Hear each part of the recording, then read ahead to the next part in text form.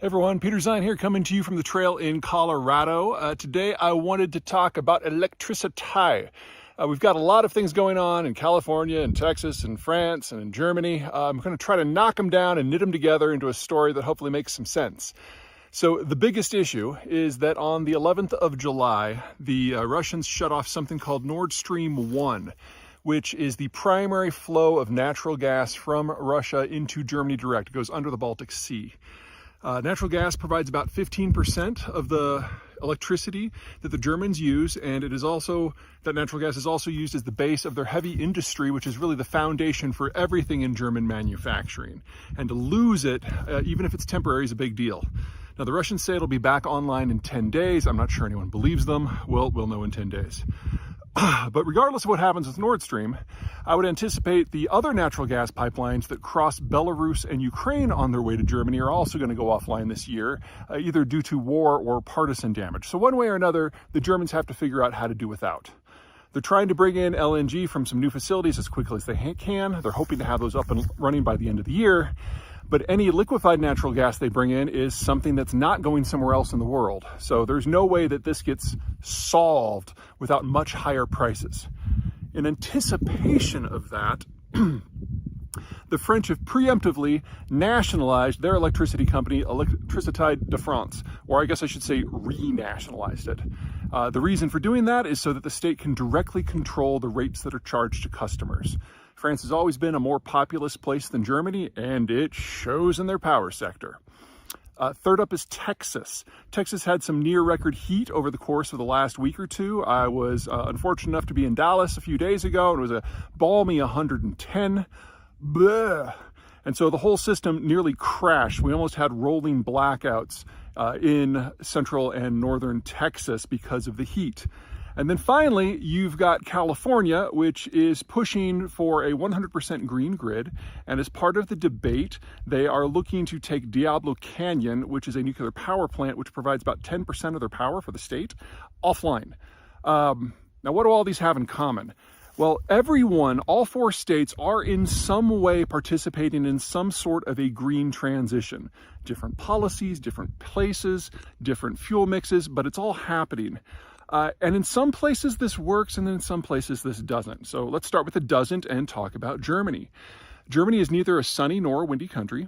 They've invested about 2 trillion euros in building out solar and wind and transmission capacity, and yet it only generates about 10% of their electricity needs. By nameplate, all of those facilities should be generating 200% of their peak demand, but instead it's only 10%.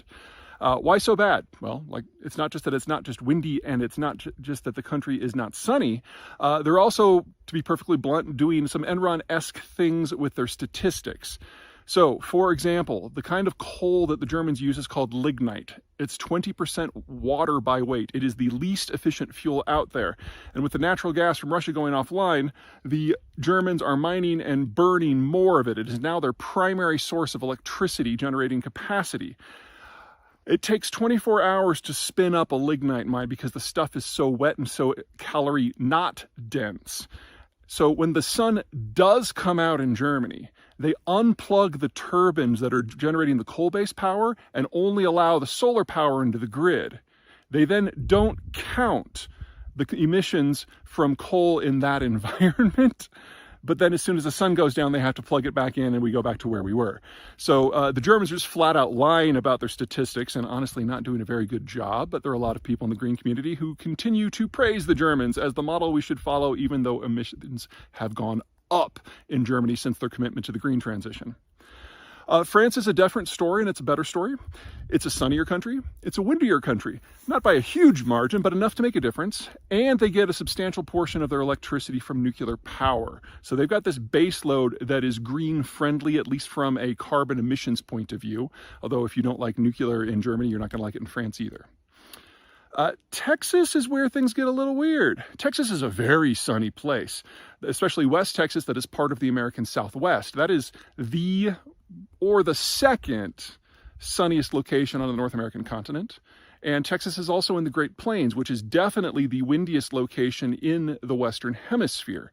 So while Texas doesn't have an official green program, they've been adding solar and especially wind at huge volumes, and it's really helped. Also, as the turbines go higher and higher and higher above about 700 feet, you're tapping into stronger and more reliable wind currents, which means you can even use it for baseload capacity. It's not so intermittent. And then that brings us to California. Now, hang on, I gotta switch arms. I didn't know this one's gonna go so long. One of the fun things about California is its policymakers are a little wackadoo from time to time. But one of the things that California does not get enough credit for is that the bureaucrats have been imbued with sufficient power to move the goalpost when it's clear that the technology is not working out. So the state legislator in Sacramento will pass green mandates. And if 5-10 years down the line, it looks like the technology is not maturing as they thought, the bureaucrats have the authority to move those goalposts a little bit. So it puts pressure on industry without it necessarily being a death blow. So I think a lot of the concerns that folks have about California experiencing wide-scale blackouts because of the green transition are a little overblown. It's something we should keep an eye on. It's not something that I'm saying is not a risk, but California has developed a legal structure for dealing with this. We need to compare, though, California, very sunny state, moderately windy state, with Germany, not sunny or windy at all. They have very similar mandates for their green tech. And it really doesn't work in Germany at all. We're seeing that right now with all the coal coming back online, and at least to this point, refusal to bring nuclear back online.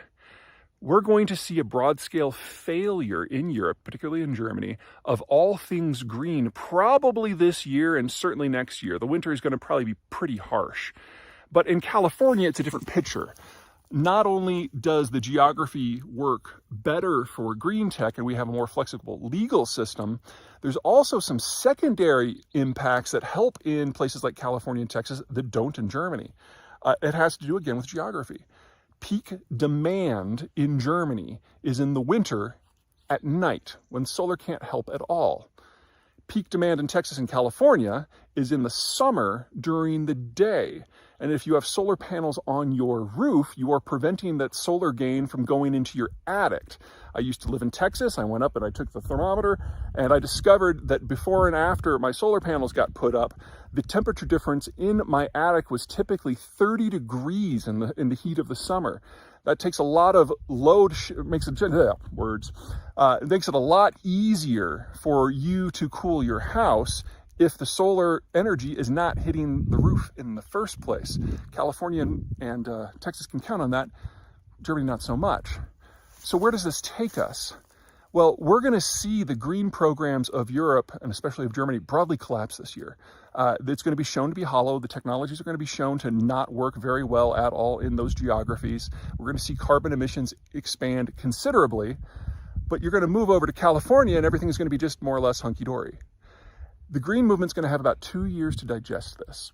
And hopefully the outcome of this for the green movement will be a recognition that geography matters. You know, the first rule of geopolitics.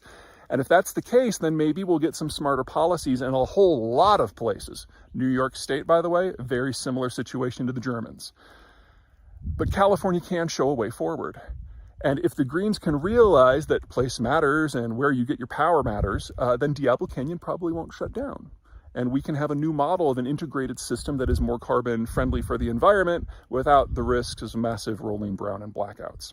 That's probably where this is going to go. It will mean that the knives will come out within the green community between the ideologues who think that all solar is good, even if it's facing north at the North Pole in the middle of night, and those that can, actually do math like me. Anyway, that's it from now. Everyone have a great day. Talk to you soon.